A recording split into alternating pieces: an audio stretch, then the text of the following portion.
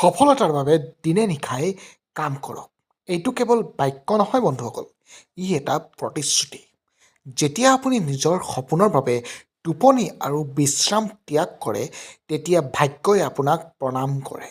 বন্ধুসকল, কঠোৰ পৰিশ্ৰমৰ কোনো বিকল্প নাই। গন্তব্যস্থানে প্ৰণাম নকৰালৈকে সফলতাৰ পথত আগবাঢ়ি যাওক। দিন আৰু ৰাতিৰ পাৰ্থক্য পাহৰি যাওক। টোপনি আৰু শান্তিৰ ত্যাগ কৰক। আজি যিসকলে টোপনি ত্যাগ কৰে, তেওঁলোকে কাইলৈ পৃথিৱীৰ বাবে আদৰ্শ দাঙি ধৰিব। অধ্যৱসায়ৰ শক্তি। সূৰ্যৰ দৰে জিলিকিবলৈ হ'লে প্ৰথমে সূৰ্যৰ দৰে উজ্বলিব লাগিব। ইমান নীৰৱে কাম কৰক যে আপোনাৰ সফলতাই শব্দ কৰে। আপুনি নহয় বন্ধুসকল, আপোনাৰ সফলতাই যাতে শব্দ কৰে।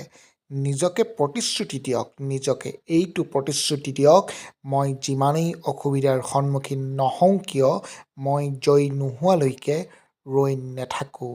মনত ৰাখিব, মহান সফলতাৰ বাবে সময় আৰু ঘাম দুয়োটাৰে প্ৰয়োজন। আজিৰ কঠোৰ পৰিশ্ৰমেই কাইলৈ আৰামদায়ক জীৱনৰ মেইন ভেটি। বন্ধুসকল, যদি ভিডিঅ'টো ভাল পালে লাইক, শ্বেয়াৰ এণ্ড ছাবস্ক্ৰাইব কৰি মোক লগতে মোৰ চেনেলটো আগবাঢ়ি যোৱাত যেন সহায় কৰে। ধন্যবাদ।